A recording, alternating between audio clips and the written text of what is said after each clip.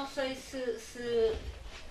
se algum dos autores quer começar uma pequena intervenção, dar algumas ideias sobre mais pormenorizadas sobre o texto. Portanto, faria um convite a um dos...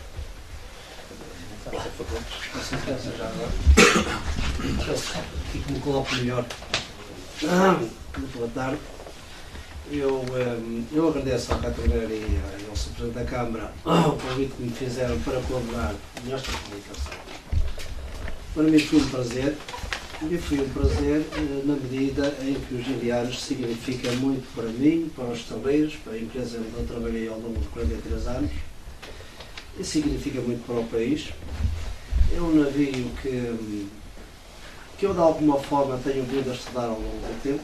A minha relação, o meu envolvimento na vida profissional e social, cultural dos estaleiros navais levou a que eu hoje me sinta profundamente ligado aos Gilianos. Os Gilianos surge, é construído os estaleiros num período em que a empresa estava de alguma forma prestes a morrer. Os estaleiros nascem em 1944, em 1950 e nasce de um projeto, de um conjunto de homens com muita dedicação, aviária, muita determinação, muita voluntariedade, mas nasce na base de um certo amadorismo. Em 1950 fica numa situação muito fragilizada. Em 50, nesse mesmo ano entra na empresa o Sr. Jacques Lacerda, um homem determinado na manutenção da empresa, e imediatamente se começa a pensar em construir os Gilianos. O Gilianos é construído, inicia-se a sua construção em 1952.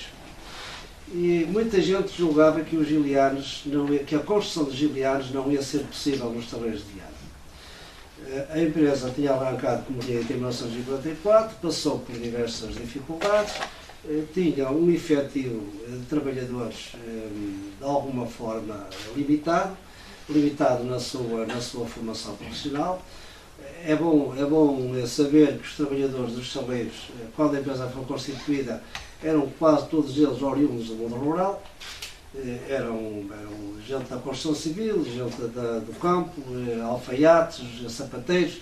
Portanto, é esta gente que constrói os Gilianos. É um desafio, de facto, extraordinário.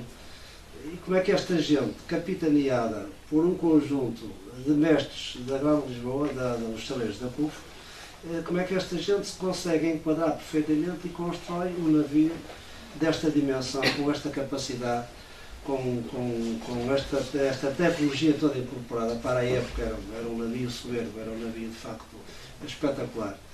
O navio prestou um belíssimo trabalho no apoio às frotas bacalhoeiras. Foi de facto o grande embaixador dos oceanos na pesca de bacalhau. Ele escreveu histórias belíssimas e os Gilianos, por isso mesmo, hoje continua a ser a grande referência dos estaleiros da pesca de bacalhau, do apoio às nossas frotas, que na altura não tinham tinham um apoio muito limitado, tinham velhos Gilianos, portanto o antecessor destes Gilianos, mas já praticamente incapaz de cumprir a sua missão. Eu não posso deixar de referir aqui, obviamente falar aqui dos Gilianos, isto levaria aqui tempo infinito, há milhares de histórias que poderiam contar, mas não cabe nesta curta intervenção que estou aqui a fazer. Eu não posso deixar de referir aqui que os Gilianos estava a apodrecer, estava prestes a ir para a mão, já estava na mão do sucateiro, estava prestes a ser vendido para sucar. E os Gilianos portanto, resgatado da mão do sucateiro pela boa vontade, pela diligência e boa vontade de um conjunto de vianenses da Câmara, do Dr. Defensor Moura, que foi de facto a alma desta comissão que trabalhou ativamente para recuperar, para resgatar os Gilianos. Eu também me envolvi neste projeto com muito prazer. Pelo meio tivemos muitas peripécias. até tivemos a promessa da Lisnave em montar a linha de veios, que acabou por não se concretizar. Portanto, posso dizer que o Gilianos foi recuperado pela alma, pelo empenho, pela dedicação e pelo entusiasmo dos vienenses. Houve um apoio a nível de ministérios, mas é evidente que o grande trabalho, digamos, a grande aplicação para que os Gilianos hoje aqui esteja, vivo e ativo, como se costuma dizer, deve-se em boa medida aos vienenses. Vienenses que se alargaram, que tocou a cidade toda, até tocou as escolas, até as escolinhas faziam a recolha de donativos para entregar para a recuperação dos Gilianos. Portanto, uma história muito bonita e é sempre um prazer muito grande escrever sobre os Gilianos, falar sobre os Gilianos. Eu penso que os Gilianos vai, de facto, é uma obra para o futuro, é uma peça que no futuro vai continuar a ser muito interessante para Viana, numa altura em que, como o Sr. Presidente aqui acabou de dizer, nós fomos muito maltratados a nível de construção naval, a nível dos nossos chaleiros, uma empresa que tinha uma história belíssima também, riquíssima, com a construção de 200 e tal navios, muito boa parte deles premiados, uma empresa reconhecida no mundo inteiro pela qualidade, pela excelência dos navios que construía. E para concluir este ataque feroz que foi feito à Viana e à construção naval, uma construção naval de séculos, é preciso saber que já no tempo do rei Dom Manuel I, Viana tinha estaleiros, tinha os estaleiros de São Bento, um dos estaleiros mais importantes do país, e tal importância eram que o próprio rei acabou nessa altura por permitir, decretar o alargamento daqueles estaleiros no sentido de que eles continuassem a beneficiar o país de Viana. Bom, mas eu ia dizer que nós tivemos este ataque que acabou, lamentavelmente, nesta questão do espólio dos estaleiros. O Sr. Presidente diz que nós ficámos com uma boa parte do espólio. Eu penso que não é tanto assim. Lamento muito. Penso que a Câmara também pouco mais poderia fazer, e quem se envolveu na defesa do património do espólio dos estaleiros não poderia fazer muito mais, porque havia de facto um ódio visceral da parte do Ministério que encerrou os estaleiros em acabar também não só com os estaleiros como com a sua alma, que era o seu espólio, era a sua história.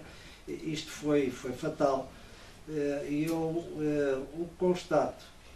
Eu que estive envolvido na defesa, na manutenção, na organização dos arquivos dos estaleiros, muito especialmente nos arquivos a nível de imagem, constato que boa parte do material que eu consegui arranjar, catalogar, inventariar e disponibilizar para enriquecer a história dos estaleiros, boa parte desse espólio vai para o Museu da Marinha. Constatei isto há poucos dias através do Dr. Viana, que diz que não foi possível defender, que a única coisa que se conseguiu fazer foi que a Marinha cedesse a digitalização das imagens que são dos estaleiros, que são de Viana. Eu gostava de saber o que é que interessa à Marinha, as imagens das entregas dos navios nos estaleiros, do envolvimento dos vienenses, do lançamento à água dos navios que nós construímos. O que é que isto diz à Marinha? Para que é que a Marinha quer isto? E porquê é que rouba isto a Viana? Como tantas outras coisas que aqui poderia inventariar, mas que não vale a pena. Eu penso que, para concluir, porque de facto já acho que já vou um bocado longe nestas considerações, penso que se deveria fazer tudo o que fosse possível para que este património, mesmo aquele que nós não conseguimos proteger nesta altura, defender nesta altura, eu compreendo que não é fácil, porque temos o ódio de um Ministério, de um Governo em relação a Viana, e contrariá-lo também não é fácil de todo. O próprio grupo esportivo e cultural dos trabalhadores estaleiros, do qual eu sou Presidente da Assembleia Geral, vai mover um processo, vai pôr uma ação em tribunal contra a administração dos estaleiros, que se recusou a entregar algum património que era do grupo desportivo, concretamente um conjunto de 200 e tal argorelas dos navios das frotas das nossas armadas, que é um projeto que eu coordenei, que é um conjunto de obras elaboradas pelo arquiteto Telmo Gomes, que a administração se recusa a entregar ao grupo desportivo e cultural, e que nós iremos agora ver como é que vamos tratar o assunto em tribunal. Isto é só para dizer, portanto, que há aqui ainda muito que batalhar para que o património, este património rico para Viana, interessante para Viana, não se perca de plano. Pronto, isso. Olá, boa tarde. Saudar à mesa em termos de agradecimento também de convite e saudar os colegas que eu mais tarde sou no Porto, no IPP, onde estamos também, que estava no projeto, os presentes, e queria referir em relação à colaboração minha no livro, numa forma de história.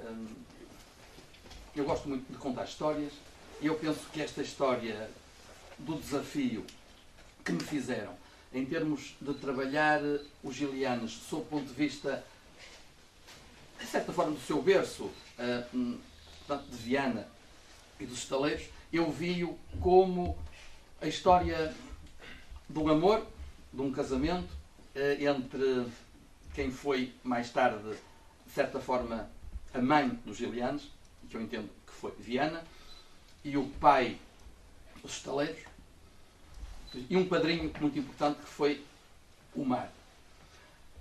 Esse mar que tinha apadrinhado tanto tipo de casamentos no país, e daí eu pego na história do mar no país e da construção naval em Portugal, e o mar houve um tempo que também quis apadrinhar em Viana, em um casamento, Viana e os estaleiros, e que depois deram um filho, os gilianos, que eu penso que merece ser analisado e tratado como alguém que teve irmãos, um pai, uma mãe, e daí a minha linha de construção do texto, em que eu falo do mar em Portugal, da importância do mar e da construção naval, como é que isso chega a Viana com a história que Viana tinha no mar e relacionada com o próprio tipo da construção, e que houve em certa forma, uma altura na década de 40 do século XX, em que efetivamente o mar fez com que Viana se casasse com algo mais forte, os estaleiros, que fizeram esta família, os estaleiros e Viana, dar orgulho a um dos seus filhos, os gilianos, que se pode orgulhar para além da mãe que tem, do pai que teve e dos irmãos. E os irmãos foram uns irmãos que obviamente não deixaram ficar mal, nem deixam, nem o pai, nem a mãe, nem os gilianos. Irmãos que foram para o norte da Europa, que foram para a Rússia, que foram para a Alemanha, que estiveram na indústria, no transporte químico, que sulcaram mares, que sulcaram rios e mares, que transportaram desde granel a contentores, portanto, e que trazem bem vivo que Viana foi capaz, com os estaleiros, de, ao mesmo tempo que deu estes gilianos, e que se trata de outras formas nos mares nortes da Europa, em termos de apoio ao bacalhau, não foi só isso. E depois, nesta história de amor, as mães são as mães, os pais, normalmente na retaguarda, dão o seu apoio, e essa mãe viu o seu filho desprezado e quis que ele regressasse. Esforçou-se e fez com que ele entrasse. E foi buscá-lo e foi resgatá-lo. E os gilianos, filho abandonado, que o pai, se calhar, nem se importava muito, quer dizer, O pai diria, é chapa, quer dizer, tem a sua vida, para nós fazemos, mas Viana quis os Gilianos e trouxe-o. E o pai, claro, o pai ajudou na reconstrução, mas pronto, ok, filho. E depois chegamos a uma altura em que o filho está vivo, o pai já morreu, mas a mãe continua aqui, lembra o pai, diz que o pai foi muito importante e parte noutras guerras, diz, o pai morreu, pronto, mas agora temos os desportos náuticos, temos estas coisas, e os Gilianos, o meu filho, continua a ser aquele onde lá dentro dele a gente lhe mostra as coisas novas do futuro. Portanto, eu penso que esse é um papel da mãe e da família. E neste de contexto, o meu livro, a minha parte de colaboração, o que nos trata é mesmo isso. Portanto, trata-nos a parte da história do mar e da construção no país, o que Viana tem em termos de mar e de construção, os estaleiros navais, o que permitiram em termos da construção e que outro tipo de irmãos deram aos Gilianos, e depois este Gilianos está numa Viana renovada, que obviamente ele próprio está a ser parte e ator dessa renovação. E era isso. Muito obrigado.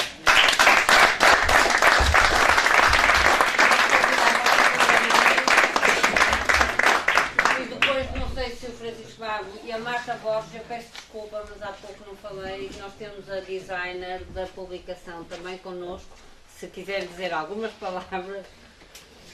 Boa tarde.